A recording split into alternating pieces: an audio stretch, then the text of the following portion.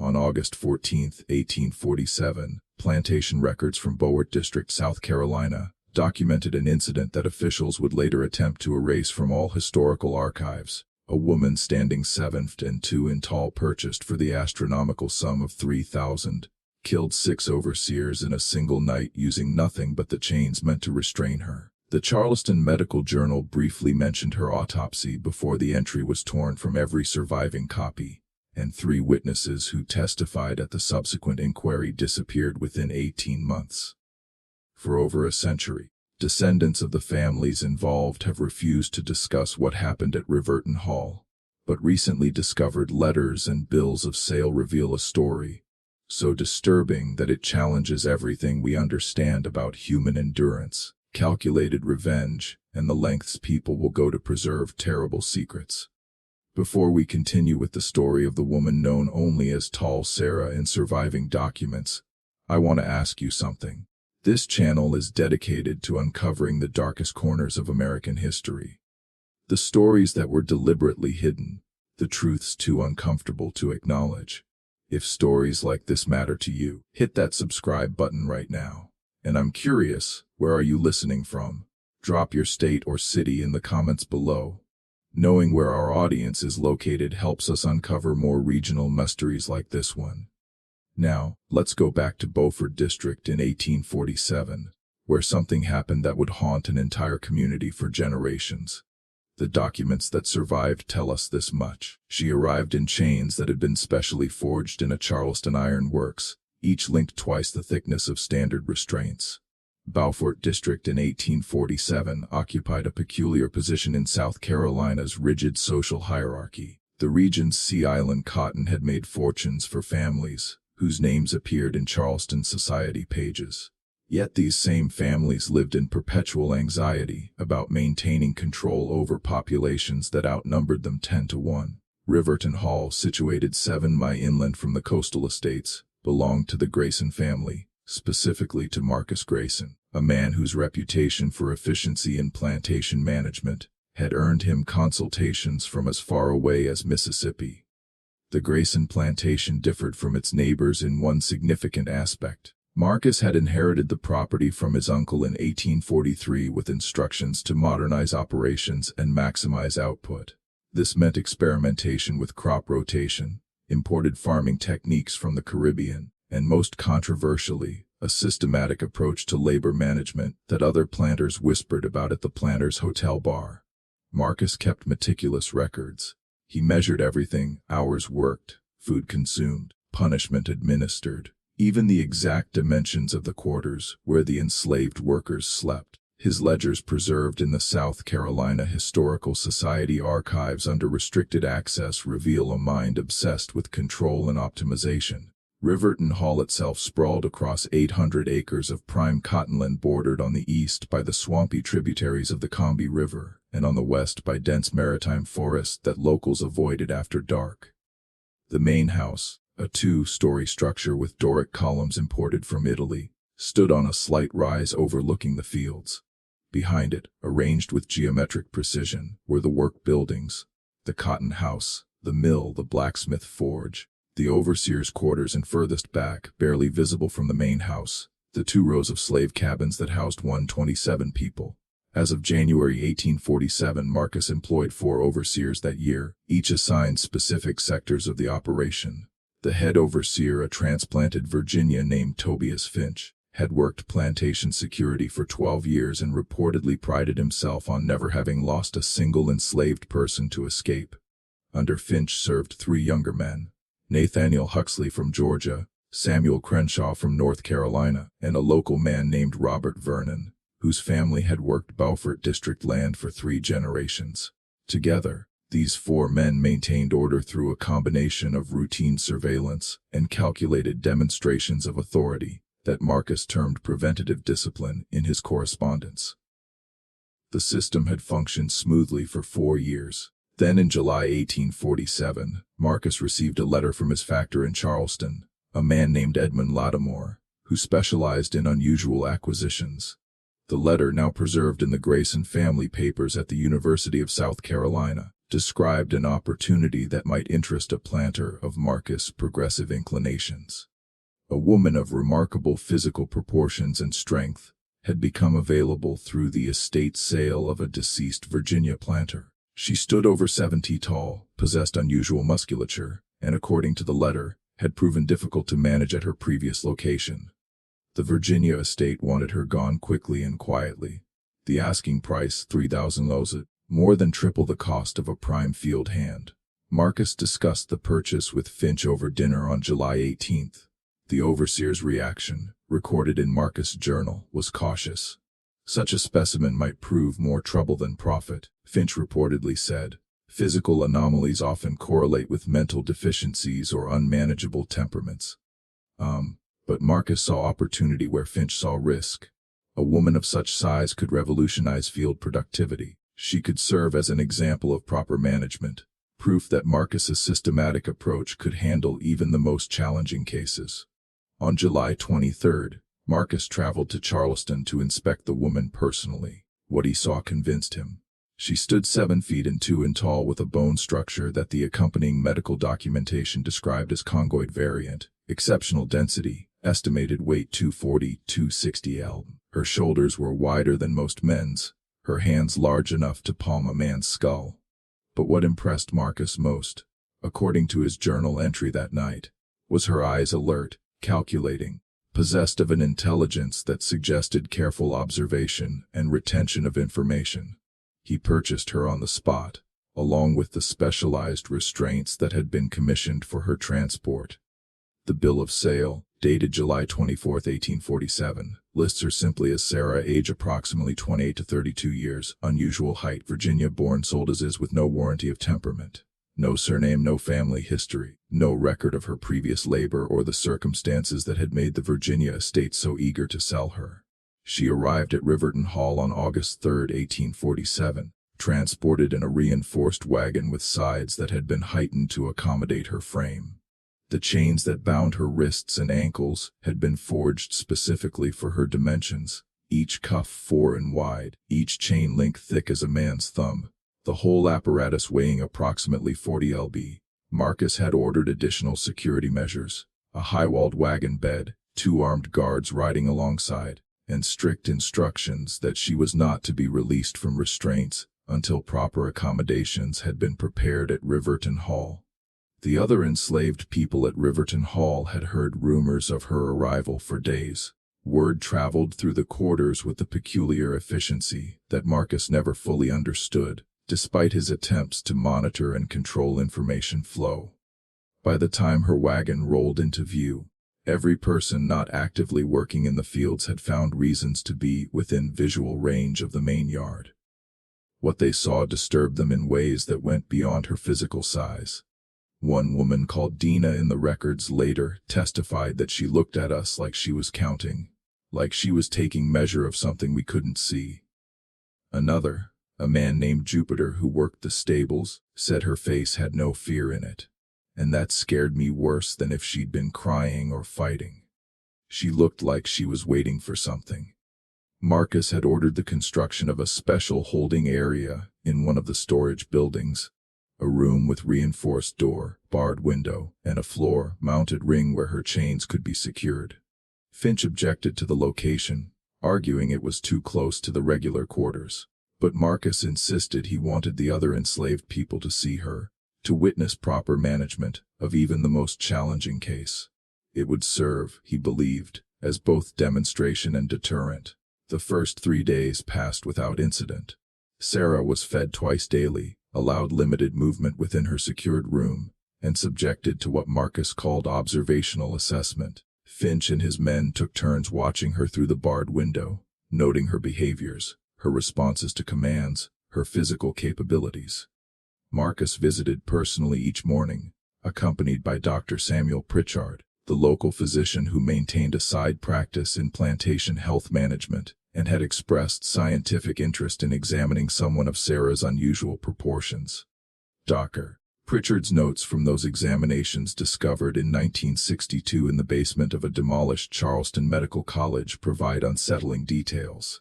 He measured her skull, her limbs, her bone density. He tested her strength by having her grip metal bars while he applied weight. He noted that her pulse remained steady even under stress, that her breathing never became labored, that she tolerated pain, with a stoicism suggesting either unusual pain threshold or remarkable mental discipline. But what disturbed Pritchard most based on his private journal entries was her silence. She never spoke, never cried out during the examinations, never responded to questions in English or the limited French that Pritchard attempted. She simply watched, her eyes following every movement in the room, her expression neutral, except for occasional moments when Pritchard swore he detected something calculating, almost mathematical in the way she studied the door hinges and chain attachments. On the fourth day, August 7th, Marcus decided she was ready for integration into the work schedule. He instructed Finch to have her fitted with the standard work restraints, lighter chains that would allow field labor while preventing running, and assigned her to cotton picking under the supervision of Nathaniel Huxley, who oversaw the Western field crews. What happened next would become the subject of conflicting accounts in the testimony that followed. Huxley's version given to the magistrate 2 weeks later claimed that Sarah had attacked him without provocation when he attempted to adjust her chains. But testimony from 3 enslaved workers in that field, testimony obtained only because the investigating authorities needed to establish a timeline, told a different story. They described how Huxley had ordered Sarah to kneel for the chain adjustment, how she had complied without resistance, and how Huxley had then struck her across the face with his coiled whip, not as punishment for any infraction, but as what he called establishing proper understanding from the start. Sarah had not reacted, had not cried out or flinched or shown any sign that the blow had registered. She had simply continued kneeling, her eyes fixed on Huxley's face, her expression unchanged. This lack of reaction had apparently unnerved Huxley because he struck her again harder, drawing blood from her lip. Still nothing. No sound, no movement, no emotion visible on her face. It was Huxley who had broken first. According to the testimony, he had stepped back, his own hand trembling slightly, and ordered her to stand and begin working. She had risen to her full height, towering over Huxley by more than a foot, and moved to the cotton rows without a word. For the rest of that day, she worked with mechanical efficiency, picking cotton at a rate that matched 3 normal workers, never slowing, never resting, her chains rattling rhythmically as she moved through the rows. That night, after the work crews had returned to their quarters and the evening meal had been distributed, Finch made a decision that would alter everything that followed. He instructed his 3 subordinate overseers to join him in conducting what he termed a comprehensive orientation session with Sarah. The stated purpose recorded in Finch's daily log was to establish clear behavioral expectations and demonstrate the consequences of resistance or non-compliance. The session was scheduled for 9:00 p.m. in Sarah's holding room after the rest of the enslaved population had been locked in their quarters for the night. Marcus Grayson would later claim he had not been informed of this session in advance, though letters found in his desk drawer suggested otherwise. What is certain is that at approximately 8:45 p.m. on August 7, 1847, Finch, Huxley, C. Shaw, and Vernon gathered outside the storage building where Sarah was held, each man carrying the implements of their trade, whips, clubs, leather straps, and in Finch's case, a set of iron devices called thumb screws that were technically illegal in South Carolina, but widely used in private discipline sessions. 2 enslaved men, Jupiter from the stables, and a man named Abraham, who worked the cotton house, were ordered to stand guard outside the building with instructions to prevent anyone from approaching. Both men would later testify that they had been positioned deliberately out of direct sight of the holding room's barred window, but close enough to hear. What they heard over the next hour would haunt them for the rest of their lives, though they would struggle to put it into coherent narrative form. The session began, according to their testimony, with sounds of chains rattling, followed by Finch's voice giving commands. Then came sounds of impact, the crack of leather on flesh, the thud of wood on muscle, the metallic scrape of restraints being adjusted. But what disturbed both men most was the absence of the sounds they expected. No screams, no begging, no crying, nothing from Sarah. Just the rhythmic sounds of punishment being administered and occasionally one of the overseer's voices, though neither Jupiter nor Abraham could make out the words. This continued for approximately 40 minutes. Then the nature of the sounds changed. Abraham described it in his testimony as the chains starting to move different, faster, and the men's voices getting louder, not angry, but something else, something that made my stomach sick. Jupiter said the sounds reminded him of when you butcher a hog and it knows what's coming and starts thrashing. What both men agreed on was the exact moment everything changed. They heard Finch shout, "Hold her down," followed by a sound that Jupiter described as metal screaming, and Abraham called, like a ship's anchor chain snapping in a storm. Then came the sounds of something heavy swinging through air, impact against flesh and bone, men's voices raised in genuine terror, and beneath it all, for the first time since arriving at Riverton Hall, Sarah made a sound. Not a scream or a cry, but a low, sustained vocalization that neither man could adequately describe, except to say it raised the hair on their arms and made them want to run despite the consequences. The chaos lasted perhaps 2 minutes. 2 minutes of impacts, breaking furniture, men shouting commands that went unheeded, and that terrible sustained sound from Sarah. Then silence, complete, absolute silence that both men later said was somehow worse than the noise that had preceded it.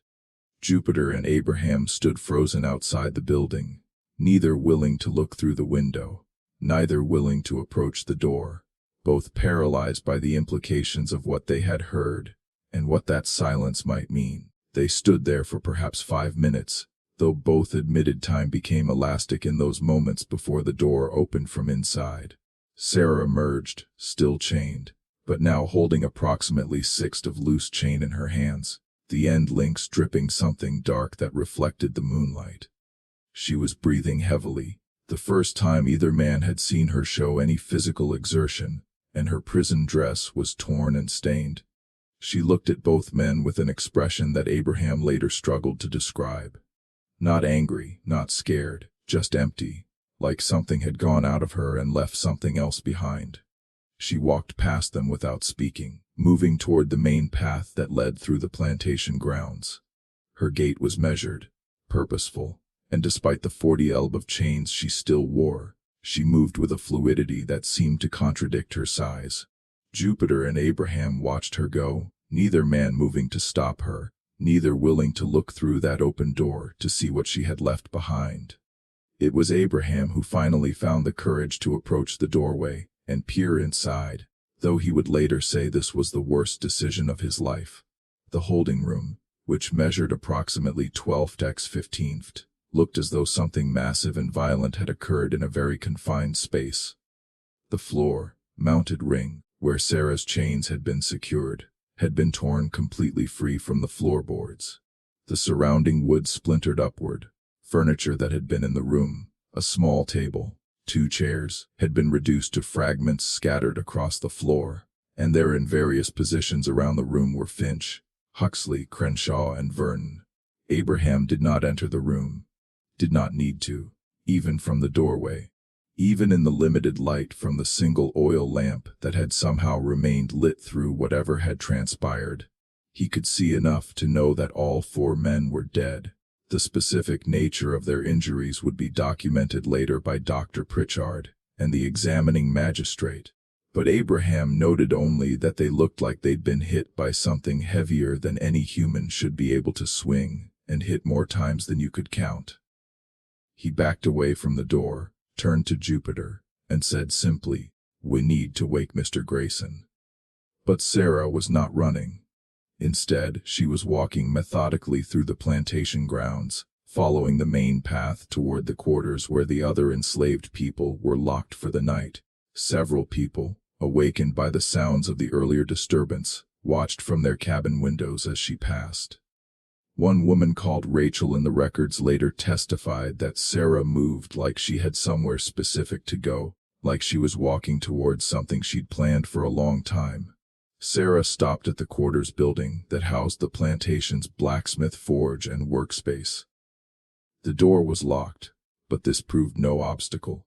Using the chain still attached to her wrist cuffs, she broke the lock with 3 measured strikes and entered the building. People watching from nearby cabins could see her silhouette moving in the darkness, hear the sounds of metal on metal, see occasional sparks from the forge area. She remained inside for approximately 15 minutes. When she emerged, the chains that had bound her wrists and ankles were gone. In their place, she carried tools, a hammer, a chisel, something that looked like a pry-bar, and she was walking toward the storage building that served as the plantation's secure facility for holding problematic enslaved people awaiting sale or transfer to harsher labor conditions. This building, constructed of heavy timbers with a reinforced door and no windows, held 3 people that night. 2 men who had attempted to run the previous month, and a woman who had fought with an overseer. Sarah approached the door, and using the tools she had taken from the forge, began dismantling the lock mechanism. It took her perhaps 5 minutes. 5 minutes during which more and more people in the quarters awakened and watched from their windows, no one quite understanding what they were witnessing, but all sensing that something fundamental had shifted in the power dynamics that governed their lives. When the door opened, the 3 prisoners emerged, blinking in the moonlight. Sarah did not speak to them, did not acknowledge them beyond a gesture toward the woods that bordered the western edge of the plantation. They stood frozen for a moment, clearly terrified of the consequences of accepting what she was offering. Then all 3 ran for the tree and disappeared into the darkness. Sarah did not follow them. Instead, she turned and began walking toward the main house. By this time, approximately 30 minutes after Abraham had discovered the bodies in the holding room, Marcus Grayson had been awakened and had sent riders to fetch the magistrate and Dr. Pritchard. But before any authority could arrive, while Marcus barricaded himself in his house with his wife and 3 children, and his loaded hunting rifle, Sarah reached the front steps of Riverton Hall's main residence. She did not attempt to enter, did not make threats or demands. Instead, according to testimony from enslaved people who witnessed the scene from various vantage points around the plantation grounds, she stood at the base of the steps, her 7-foot frame clearly visible in the light of the house's front lamps, and simply waited, watching the door with that same neutral expression that had disturbed so many people during her brief time at Riverton Hall. She stood there for 2 hours, unmoving, as riders galloped away into the darkness to summon help. She stood there as the other enslaved people, realizing they were not being restrained or punished for watching, gradually emerged from their quarters and formed a loose semicircle behind her, not joining her, but not opposing her either, simply bearing witness to something none of them had words to describe. She stood there as dawn began to lighten the eastern sky, and the true scope of what had happened began to reveal itself in the growing light. When the magistrate finally arrived at first light, accompanied by 6 armed men and Dr. Richard, they found Sarah still standing at the base of the main house steps, surrounded now by more than 70 enslaved people who had gathered through the night, all of them silent, all of them watching. The magistrate later described the scene in his official report as disturbing in its implications and organized appearance, suggesting premeditation rather than spontaneous uprising. Sarah offered no resistance when the armed men approached her with reinforced restraints. She allowed herself to be chained, new chains heavier than before that required 3 men to carry, and led away to a wagon that had been specially prepared for transport. She looked back only once as they moved her toward the wagon, her gaze sweeping across the assembled crowd of enslaved people, and several witnesses later testified that, in that moment they saw something in her expression that they couldn't quite name. Not triumph, not satisfaction, but perhaps acknowledgement of something completed or begun. The wagon departed Riverton Hall at approximately 7:00 a.m. on August 8, 1847, carrying Sarah toward Charleston and whatever fate awaited her in the legal proceedings that would follow. Behind her, the plantation descended into controlled chaos as authorities began the grim work of documenting the scene in the holding room, taking testimony and attempting to establish a clear sequence of events.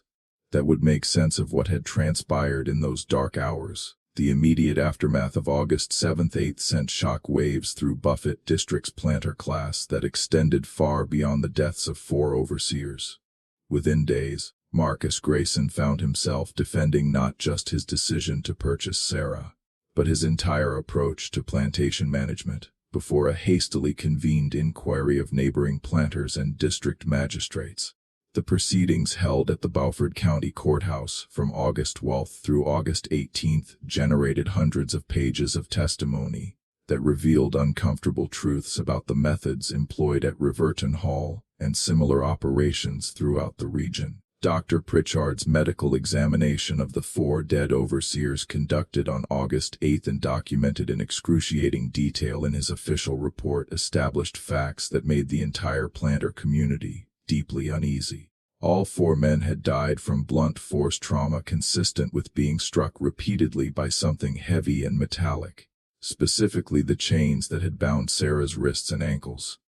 The pattern and distribution of injuries suggested, according to Pritchard's professional opinion, a methodical rather than frenzied attack with strikes targeted to produce maximum incapacitation. More disturbingly, the examination of the men's clothing and the holding room itself revealed evidence that contradicted the official narrative of unprovoked assault.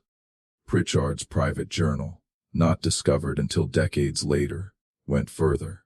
He noted that all 4 men showed signs of recent exertion consistent with sustained physical activity of a strenuous nature, that their hands bore marks suggesting gripping and restraining actions, and that the arrangement of the bodies in the room indicated a sequence of events more complex than simple defensive action by the deceased. He concluded in notes he clearly never intended for official publication that the physical evidence suggests the deceased engaged in coordinated action against the prisoner prior to her defensive response, and that this action was sustained for a period of time sufficient to provoke extreme reaction. These observations were not included in Pritchard's official report to the inquiry. Years later, in a letter to a colleague dated 1853, he would explain this omission to have detailed the full implications of my findings, would have opened questions that the district's planter class was not prepared to address regarding the methods employed in the management of human property. The social order depended on certain truths remaining unexamined. The inquiry itself focused less on the deaths of the 4 overseers, which were quickly framed as tragic casualties of an inherently dangerous profession, and more on the broader question of Sarah's legal status and ultimate fate. South Carolina law in 1847 provided clear guidelines for enslaved people who killed white persons. Mandatory execution, typically by hanging, to be carried out publicly as a deterrent. But Sarah's case presented complications that made simple application of these laws politically difficult. First, there was the matter of witness testimony. The inquiry heard from Jupiter and Abraham, who described what they had heard, but not seen, and this testimony raised uncomfortable questions about what had been happening in that holding room before the chains broke. Several magistrates suggested that if the overseers had been engaged in activities that exceeded legitimate discipline, and the evidence strongly suggested they had, then the legal status of Sarah's actions became murkier. Under South Carolina law, even enslaved people retained limited rights to self-defense against illegal violence, though this principle had rarely been invoked. Second, there was the economic consideration. Marcus Grayson had paid $3,000 for Sarah, a sum that represented a significant investment and one that would be completely lost if she were executed. Grayson argued through his attorney that the deaths had resulted from inadequate restraint procedures rather than inherent viciousness in Sarah, and that with proper management, she could still provide valuable labor. Several other planters already concerned about the financial implications of the case for their own operations supported this view. Third, and most troubling from the inquiry's perspective, there was the reaction of the enslaved population. In the week following the incident, not a single escape attempt had been reported from Riverton Hall, unusual given the chaos and reduced supervision, but the enslaved people had not returned to normal work rhythms either. They moved through their assigned tasks with mechanical efficiency, but without the small gestures of accommodation and deference that usually characterized the plantation's daily operations. Several overseers from neighboring plantations reported similar changes in their own enslaved population's behavior. As word of Sarah's actions spread through the communication networks that planters never fully understood or controlled, the inquiry concluded on August 18th with a compromise verdict that satisfied no one, but avoided the worst political and economic consequences for all involved parties. Sarah would not be executed immediately, but would be held in secure custody pending further evaluation of her mental state and capacity for rehabilitation. Marcus Grayson would forfeit his investment. Sarah would be considered property of the state, but would not face charges related to inadequate supervision or the deaths of his overseers. The families of the 4 dead men would receive compensation from a fund established by collective contribution from district planters, and the specific details of what had occurred in the holding room would be classified as sensitive to ongoing security considerations and excluded from public court records. Sarah herself had been present for only one day of the inquiry proceedings, August 13th, when the magistrates insisted on viewing her personally to assess her mental state and physical condition. She was transported from the Charleston jail, where she had been held in a specially reinforced cell, and brought into the courthouse under heavy guard. Contemporary newspaper accounts from the Charleston Mercury and the Buffett Republican described the scene with language that reveals the deep unease her presence generated. The woman stood before the assembled magistrates with neither defiance nor submission visible in her bearing, wrote the Mercury's correspondent. She is of truly remarkable proportions, and her silence throughout the questioning, she would not or could not speak, even when directly addressed, created an atmosphere of profound disgust in the chamber. Several gentlemen present remarked afterward that they had never encountered a human presence so unsettling in its opacity, as though one were looking at a door behind which terrible knowledge resided, but could not be accessed. Dr. Pritchard, called upon to offer professional assessment of Sarah's mental condition, provided testimony that carefully avoided any conclusion that might force immediate execution. He described her as mentally sound but selectively mute, possibly as a result of trauma experienced prior to arrival in this district. He noted that her physical examination showed evidence of extensive scarring consistent with chronic punishment or restraint over a period of years, and that her skeletal structure suggests either genetic anomaly or early childhood exposure to conditions promoting unusual growth. What Pritchard did not include in his official testimony, but recorded in his journal, was his private conviction that Sarah was not incapable of speech, but rather choosing silence as a form of control, that she understood everything said around her, and was making calculated decisions about when and whether to respond. During his examination, he had attempted several tactics to provoke verbal response, including sudden sharp pain stimuli and unexpected questions. In each case, Sarah had maintained her silence, while her eyes tracked his movements with what he described as disconcerting precision and apparent analytical interest in my methods. Following the inquiry's conclusion, Sarah was returned to Charleston and housed in a secure facility normally used for enslaved people awaiting sale or transport. The city's magistrates faced a difficult question: what to do with a person who could not be legally executed without reopening uncomfortable questions, but who could not be returned to private ownership, given the liability she represented. The solution they arrived at would prove influential in shaping her fate for the next 3 years.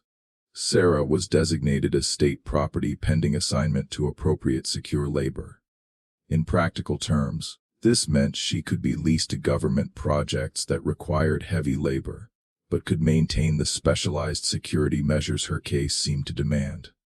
Over the next 3 years, she was moved among several such assignments: a stone quarry outside Columbia, a rice processing facility near Georgetown, a railroad construction project in the interior, and briefly a state-owned mining operation in the Appount. Records from these various assignments are fragmentary and often contradictory, but certain patterns emerge from the surviving documentation.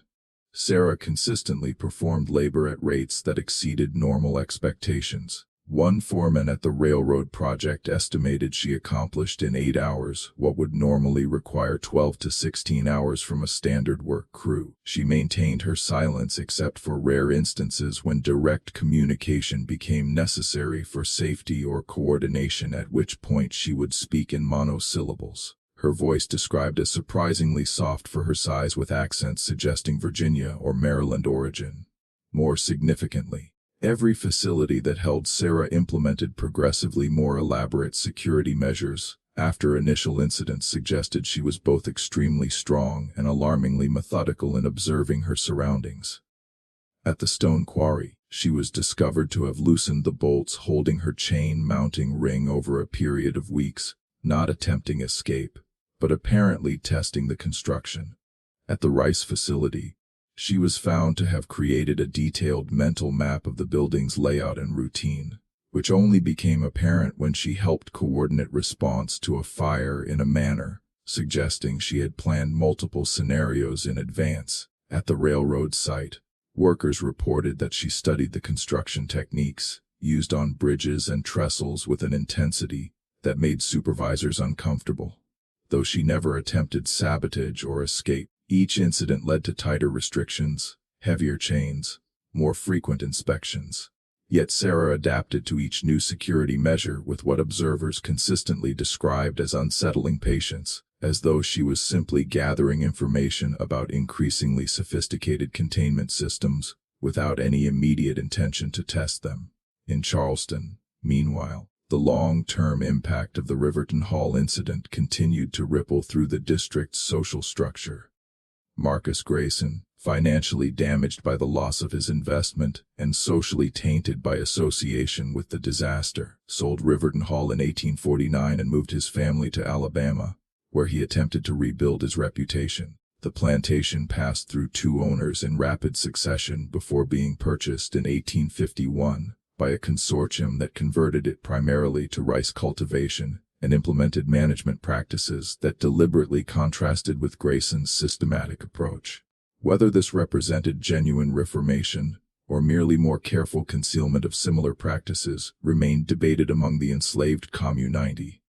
The 4 dead overseers became something of a cautionary tale in certain circles, used by some to argue for more careful selection and training of plantation security personnel, and by others as evidence that certain management practices, however effective in the short term, carried unsustainable risks. Finch's widow received the largest portion of the compensation fund and used it to relocate to her family's home in Virginia. The families of Huxley, Crenshaw, and Vernon remained in Beaufort District, though they avoided discussing the incident in specific terms, referring to it obliquely as the trouble at Grayson's place in the rare instances when it came up in conversation. Among the enslaved community throughout the region, Sarah became something more complicated than a simple folk hero. Stories circulated about her, some accurate, many embellished or entirely invented, but the tone of these stories varied considerably depending on who told them and in what context. Some people spoke of her with something like awe, as someone who had done what most could only imagine. Others expressed deep ambivalence, noting that her actions had led to increased security measures and heightened suspicion throughout the district, making everyone's daily life more difficult and constrained. Still others saw her as a cautionary tale about the cost of resistance, noting that despite killing 4 overseers, she remained in bondage and in conditions far harsher than most enslaved people endured. The 3 people Sarah had freed from the punishment building on that August night in 1847, 2 men and a woman, all successfully reached free territory, according to later accounts that filtered back through the Underground Railroad network. Their testimonies, recorded years later in Canada and Ohio, provided some of the most detailed descriptions of Sarah's physical presence and demeanor. All 3 emphasized her silence and the sense of inevitability she seemed to carry, as though she were acting out a sequence she had planned long in advance. One man described her as like watching a storm approach. You knew something powerful was coming, but you couldn't stop it or understand it, only witness it. In 1850, a medical journal published a brief article titled Observations on Physical Anomalies in the Negro Race, authored anonymously but clearly based on Dr. Pritchard's examination of Sarah. The article, which claimed to describe several cases of unusual physical development, devoted 3 paragraphs to a woman of exceptional height and bone density examined in coastal South Carolina, and speculated about the hereditary and environmental factors that might produce such variation. The article drew criticism from some medical colleagues who questioned whether it was appropriate to publish findings that might be used to support theories about racial classification and hierarchy. The journal's editor defended the publication on scientific grounds, but agreed to withhold the specific name and location of the subject to protect sensitive parties involved. It was this article that brought Sarah's case to the attention of Dr. Franklin Lell Hayes, a physician and anatomist based in Augusta, Georgia, who had developed a particular interest in what he termed physiological extremes within enslaved populations. Hayes had published several papers arguing that such extremes represented valuable data for understanding human variation, and that the enslaved population provided an unprecedented opportunity for systematic study that should not be wasted. His interest in Sarah was not humanitarian, but scientific. He saw her as a potentially unique specimen whose anatomical structure might reveal principles applicable to broader theories about race development and human capability. In early 1851, Hayes wrote to the South Carolina authorities proposing that Sarah be transferred to his facility in Augusta for comprehensive medical study. His letter, preserved in the South Carolina Department of Archives and History, outlined an elaborate plan for systematic investigation of her physical and mental capacities under controlled conditions, with the results to be published in medical literature and potentially presented at the upcoming conference of the American Medical Association. He offered to assume all costs of her maintenance during the study period and suggested that the findings might have practical applications for plantation management and labor optimization. The proposal generated considerable debate among state officials. Some saw merit in Hayes's scientific arguments and appreciated that his offer would relieve the state of the ongoing cost and security concerns associated with holding Sarah. Others questioned whether the study would simply provide opportunity for Hayes to profit from publication while exposing South Carolina to renewed attention regarding an incident most preferred to forget. The enslaved community, to the extent that word of the proposal reached them through the various informal networks of communication, reacted with deep suspicion, seeing in Hayes's plans something more sinister than simple scientific inquiry. The decision regarding Hayes's proposal was still under consideration when an event occurred that forced the issue and ultimately determined Sarah's fate. On the night of March 17, 1851, at the state-owned mining operation near Newberry, where Sarah had been assigned for the previous 4 months, something happened that would never be fully explained. Despite extensive investigation and multiple inquiries over the subsequent months, the Newberry mining facility operated extracting iron ore, employing approximately 40 enslaved workers. Sarah had been assigned to hauling ore, work that utilized her exceptional strength, while keeping her above ground where she could be monitored. The night guard, Thomas Riddled, reported hearing unusual sounds around 2:00 a.m., coming from the mine entrance. He found Sarah standing there despite being locked in quarters, her chains removed, though she still wore the cuffs. She held a sledgehammer and had been striking the main support beam across the mine entrance. Riddled raised his rifle and ordered her to drop the hammer. Sarah turned to look at him with what he described as perfect calm despite the rifle pointed at her. She set down the hammer and walked toward him slowly. When he shouted for her to stop, she did. 20 feet away, and spoke in complete sentences for the first time in anyone's documented experience. "That support beam is cracked," she said in educated English with a Virginia accent. "The mine will collapse. Everyone working inside come morning will die. I was trying to mark it so you'd see." When other guards arrived, the supervisor, Gerard Kinsmore, examined the beam and found a significant crack that would likely have caused catastrophic collapse during the next day's operations.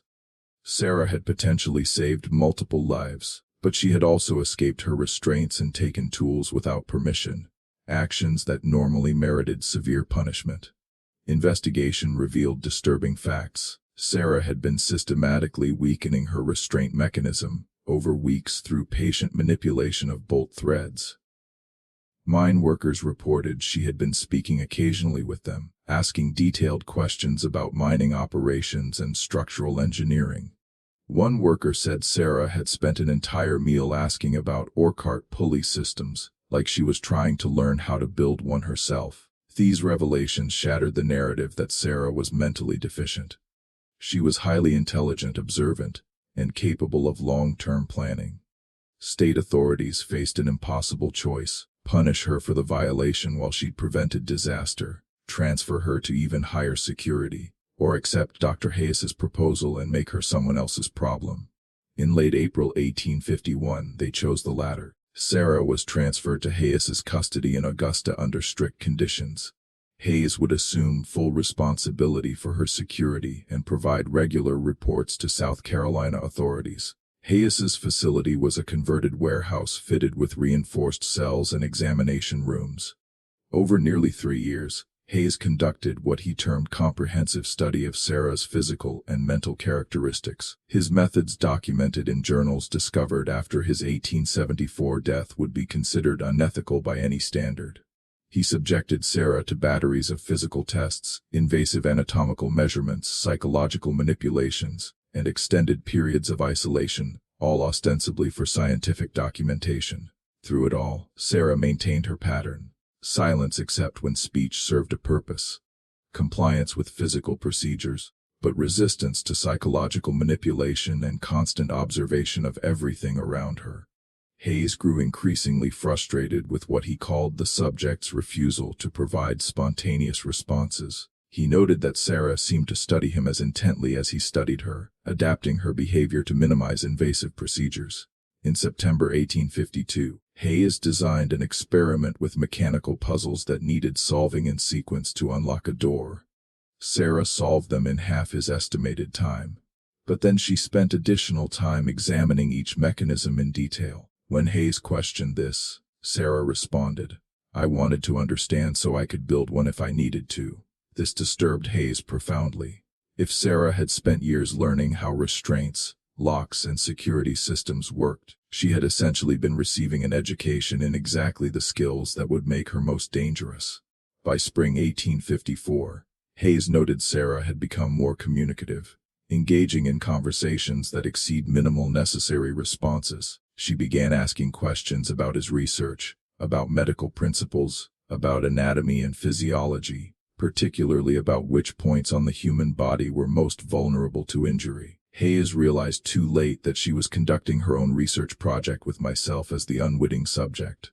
In August 1854, exactly 7 years after Riverton Hall, Hayes hosted 5 medical colleagues to observe his research subject. The demonstration included Doctors Pritchard, Lattimore, Constantine, Thornhill, and Mercer.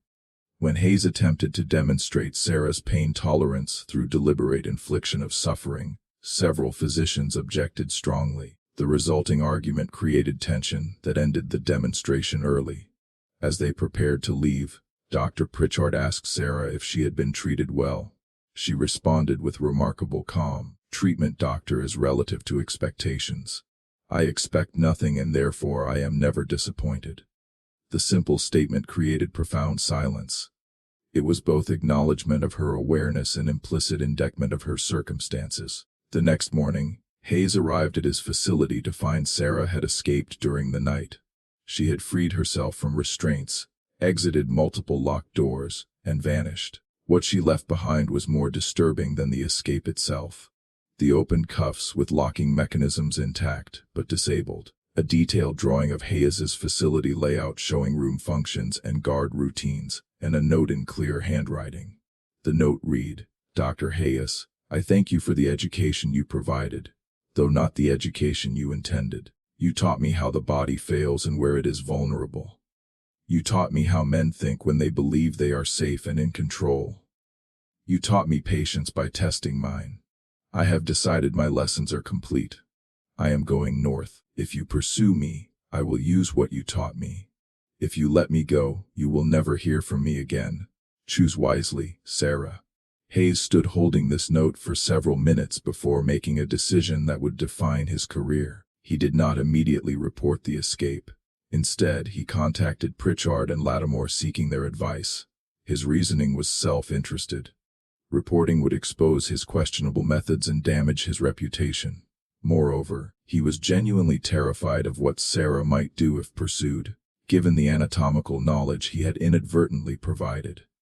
The three physicians agreed to report the escape, but claimed it resulted from simple security failure, omitting the note and circumstances suggesting Sarah's intelligence and planning. Local authorities were notified 2 days later. Despite substantial rewards and posted notices describing her distinctive appearance, no credible sightings emerged. A 7-tall woman had simply vanished. Just when we thought we'd seen it all, the mystery deepens. If this story is giving you chills, share this video with a friend who loves dark historical mysteries. Hit that like button to support our content, and don't forget to subscribe to never miss stories like this. Let's discover together what happened to Sarah after she disappeared into the night. In 1856, 2 years after her escape, mysterious occurrences began in a free black farming community in Chester County, Pennsylvania. Residents reported a tall figure moving through woods bordering their farms at night, someone who moved with surprising silence despite her size, never threatening, but always observing as though studying the rhythms of free life from a careful distance. Then came more direct interactions. A replacement plow blade appeared at the Johnsons' farm the morning after theirs broke. Carpentry tools materialized at the Washingtons' workshop. Quality items always left where they would be found, never with explanation. On 3 occasions, barn fires were discovered and extinguished before major damage occurred, and witnesses reported seeing a tall figure walking away, not fleeing, but moving with purpose, as though having completed necessary work. The community's leader, Isaiah Freeman, a blacksmith who owned his farm and workshop free and clear, began leaving written messages at locations where the figure had been seen. His notes expressed curiosity rather than hostility, offering welcome to someone who seemed to need help. For weeks, silence. Then in October 1856, Freeman found a response written in charcoal on birch bark. "I mean no harm to your community. I am learning how free people live. I need to understand before I can join. I will remain at a distance until I know I will not bring danger to you." As Freeman and other leaders discussed this message at length, puzzling over what danger the writer feared bringing, they crafted careful responses asking for direct meeting for clarification. The messages produced no immediate response, but the observations continued. The tall figure appearing at edges of community gatherings, watching but never participating, like someone studying a language before attempting to speak it. Freeman's wife, Rachel, finally made the connection. Through Underground Railroad contacts, she had heard stories about an extraordinarily tall woman who had escaped from Georgia 2 years earlier. Someone authorities still theoretically searched for, someone whose description matched their mysterious observer. Rachel and Isaiah crafted a new message acknowledging they understood the figure might be someone fleeing bondage and explicitly offering protection. This produced a response within days. On a November evening, the figure approached Freeman's workshop from the woods as darkness fell. Isaiah and Rachel both stood in the doorway as Sarah stepped into the lamplight, tall enough that she had to duck under the doorframe, her clothing rough and weathered from wilderness living, her body lean and powerful. But what struck them most was her eyes. Intelligent, careful, like someone who had learned that every interaction might be a trap. "I'm the person from the Georgia notices," Sarah said quietly, her voice softer than they expected from someone her size. "But I was held illegally at the time of my departure, and I killed no one during the escape itself. I've been living in the woods for 2 years, moving north, avoiding people whenever possible." Isaiah asked why she hadn't sought help from Underground Railroad operators or abolitionist communities. Sarah's response revealed the depth of her wariness. "I learned in bondage that people who claim to want to help me usually want to use me for their own purposes. I needed to be certain your community was different before I trusted my freedom to anyone." Over the following weeks, a tentative relationship developed. Sarah worked at the Freeman farm primarily at night or early morning, helping with heavy tasks, moving equipment, breaking ground for spring planting, repairing barn structures. She lived in a small shed at the wood's edge rather than in the main house, clearly uncomfortable with enclosed spaces and proximity to others. She spoke little and avoided everyone beyond the Freemans themselves, watching and listening more than participating. Rachel Freeman took particular interest in helping Sarah adjust. She brought meals to the shed, sat with Sarah during evening hours, asked gentle questions that didn't demand answers. Slowly, fragments of Sarah's story emerged. Her childhood in Virginia, sold away from her mother at age 11. The years moving among labor sites, always valued for strength, but always suspected. And Riverton Hall, Sarah spoke of it only once briefly. They were doing things that would have killed me eventually. I decided if death was coming either way, I would choose the version where I survived. She spoke more about Dr. Hayes's facility, explaining how she had gradually realized his experiments were teaching her valuable anatomical knowledge. Even as they were designed to extract information from her, he thought he was studying me.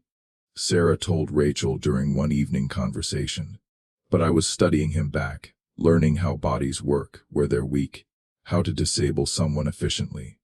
I figured if I was going to escape, I needed to know these things. He gave me the education I needed to be free." This revelation disturbed the Freemans. They realized they were sheltering someone with both the physical capability and technical knowledge to be genuinely dangerous. They discussed whether to ask her to leave, weighing their commitment to helping escaped people against responsibility to protect their community. Finally, they decided to have a frank conversation with Sarah about their concerns. When they raised the issue, Sarah's response surprised them. She sat silent for a long moment, then said, "I understand your fears. They're reasonable. I learned violence as a survival tool and I'm good at it, but I don't want violence to define me anymore. I want to learn how to live without it, how to exist in a community without being either victim or threat. That's why I watched your community for months before approaching to learn if such a life was even possible." She paused, looking at her hands, those large, powerful hands that had killed 4 men in broken chains and built a life in wilderness. "In the woods, I was free, but alone. I survived, but I wasn't living. I want to learn how to do both, to be free and to live among people. That's what I'm asking you to teach me." This conversation marked a turning point. Sarah began appearing during daylight hours, helping with community construction projects, where her exceptional strength made tasks easier that would normally require complex equipment or many workers. She attended evening gatherings at the Freeman home, sitting quietly and listening to conversations about crops, weather, local politics, the small dramas of community life. She began learning to read and write more formally. She had picked up basic literacy over the years, but had never had systematic instruction. Rachel Freeman became her teacher, and Sarah proved a dedicated student, practicing letters by lamplight in her shed until late each night. Children in the community, less burdened by adult fears and assumptions, approached Sarah with natural curiosity. They asked direct questions about her height, about where she came from, about what it was like to be so tall. Sarah answered them honestly but simply, and soon several children began visiting her shed in the evenings, watching her work on carpentry projects or asking her to lift heavy objects just to see her do it. The adults noticed that Sarah was most relaxed around the children, that something in her guarded expression softened when a child asked her to help retrieve a ball from a high branch or to show them how to use a hammer properly. By spring 1857, Sarah had become a visible, if still somewhat mysterious, member of the community. She had learned to navigate social interactions with more ease, though she remained quiet and preferred listening to speaking. She had begun helping at other farms beyond the Freemans, offering labor in exchange for learning different skills, coopering, leather work, weaving. She was, Isaiah Freeman noted in his journal, like someone building herself a complete education in how to be a free person, learning everything she was denied during bondage. Just when we thought we'd seen it all, The horror in Sarah's past threatens to catch up with her. If this story is giving you chills, share this video with a friend who loves dark mysteries. Hit that like button to support our content, and don't forget to subscribe to never miss stories like this. Let's discover together what happens next. But this progress was threatened when news reached Chester County that a man claiming to be a slave hunter from South Carolina was making inquiries in nearby towns about an unusually tall woman living in the area. The description he provided matched Sarah closely enough that community leaders realized the search had never truly ended. That somewhere someone still believed capturing her was worthwhile. The community faced a decision. Many urged Sarah to flee further north to Canada, where she would be beyond reach of American fugitive slave laws. But Sarah, in the first community meeting where she spoke publicly, argued for remaining. "I'm tired of running. I've spent 9 years in bondage and 3 years in the wilderness. I want to learn how to live as a free person in a community. And I can't do that if I'm constantly moving. If they come for me, they come. But I won't run anymore." Her words carried weight. The community had seen her transformation over the past months, had witnessed her determination to build a life rather than merely survive. Isaiah Freeman consulted with abolitionist lawyers in Philadelphia about Sarah's legal status.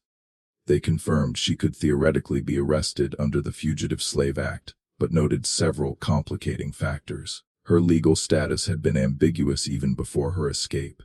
State property transferred to Hayes under questionable conditions.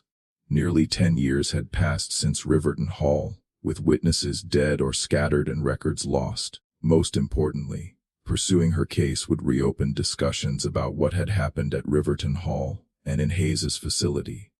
Discussions that multiple powerful people had strong incentives to prevent. The community implemented a coordinated strategy. They documented Sarah's current life, gathering testimony from dozens of people about her peaceful integration and contributions. They prepared legal papers arguing that pursuing her would serve no legitimate purpose beyond perpetuating injustice. And they made it known through various channels that any attempt to take Sarah by force would meet with organized resistance. The slave hunter Walter Pembroke initially pressed forward with his investigation, confident that locating someone of Sarah's distinctive appearance would be straightforward. But he underestimated both the community's organization and the legal complications involved.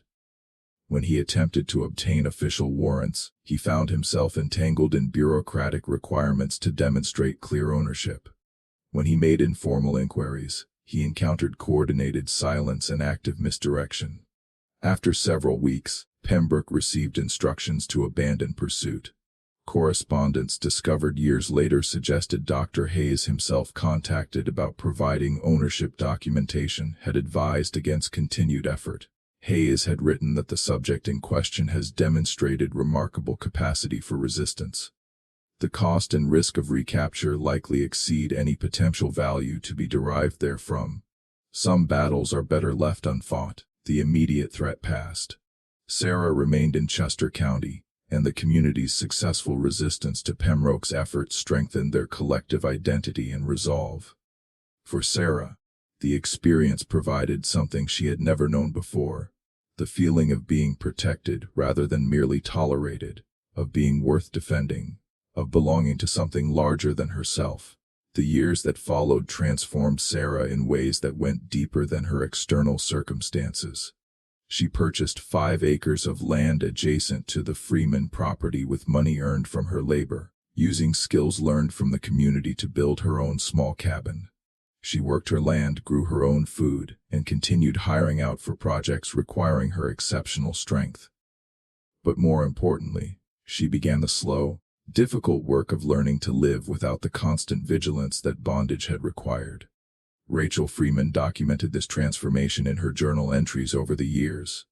In 1858, she wrote, "Sarah is learning that not every sound means danger, that not every question is a trap. Last week, she laughed at something Isaiah said, the first time I've heard her truly laugh rather than just acknowledge humor. The sound was strange, as though she had to remember how, but it was real." By 1860, as the nation moved toward the Civil War, that would finally destroy the institution that had defined Sarah's early life. She had built something that would have seemed impossible during her years at Riverton Hall. She attended community gatherings regularly, contributed to collective decisions, and had even begun teaching younger people practical skills: carpentry, blacksmithing, basic mechanics. The children who had first approached her with curiosity now sought her out for lessons, and Sarah proved a patient, if demanding, teacher. When war came, Sarah contributed to the Union cause in practical ways. She helped construct earthwork fortifications for Pennsylvania militia units, preparing to defend against potential Confederate incursions. She provided labor for military supply operations, using her strength to move materials that would normally require teams of men or horses. She donated food from her farm to support regiments passing through the region, but she refused all requests to speak publicly about her experiences, or to allow herself to be used as a symbol in abolitionist propaganda. "I am not a story for other people to tell," she told one persistent journalist who had tracked her down, hoping for an inspiring tale of escape and triumph. "I'm a person trying to live a life. If my existence proves something about human capability or resilience, fine, but I won't perform my trauma for anyone's political purposes, no matter how righteous they believe their cause to be." After the war, as Reconstruction struggled forward and formerly enslaved people throughout the South attempted to build lives in freedom, some people who knew Sarah's story suggested she might pursue legal claims, compensation for her years in bondage perhaps, or formal acknowledgement of wrongs done to her. Sarah declined even to consider such efforts. "Going back to that life, even to seek justice, would give it more power over my present than it deserves," she explained to Isaiah Freeman. "I prefer to live forward rather than looking back. The system that held me doesn't exist anymore. The men who abused me are dead or old. What would I gain by dredging up those years except more pain? I'd rather spend my energy building something good than fighting ghosts." But Sarah did speak occasionally about her experiences in carefully chosen contexts. She talked with other formerly enslaved people who struggled with the transition to freedom, sharing what she had learned about building a life after trauma. She advised young people in the community about patience, about the long work of healing, about choosing who you wanted to become rather than being defined by what had been done to you. In 1867, a young woman named Clara arrived in Chester County after escaping from Maryland. Clara was tall, not as tall as Sarah, but tall enough that she had been singled out for harsh treatment and constant surveillance during bondage. She arrived traumatized, unable to sleep in enclosed spaces, flinching at sudden movements, speaking only in whispers. The community brought her to Sarah. Over the following months, Sarah and Clara spent hours together. They worked side by side in Sarah's fields, Clara gradually learning that physical labor could be chosen rather than forced. They sat together in the evenings, Sarah talking quietly about her own journey from survival to living. Rachel Freeman noted in her journal that Sarah is teaching Clara what Sarah herself had to learn alone, that freedom is not just absence of chains, but presence of choice, and that learning to make choices after years of having none is its own kind of difficult work. Clara eventually built her own life in Chester County, establishing a small farm and becoming a valued member of the community. Years later, she would say that Sarah had saved her life, not through dramatic rescue, but through patient example of what was possible, through proof that someone could survive terrible things and still become whole. As Sarah moved through her 40s and into her 50s, she became an elder figure in the community, someone younger people sought out for advice, someone whose presence at community discussions carried weight, someone whose story was known but not defined by trauma.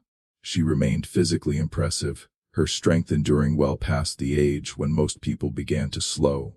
She remained quiet, preferring action to words, but she had learned to exist openly, to accept help when offered, to allow herself to be cared about. In 1872, Rachel Freeman recorded a conversation that captured something essential about Sarah's journey. They had been discussing Sarah's past, a rare occurrence, as Sarah still spoke little about those years. Rachel asked whether Sarah ever regretted the violence at Riverton Hall, whether she was haunted by having killed 4 men. Sarah was quiet for a long moment before responding. I don't regret what I did. Those men made their choices and I made mine.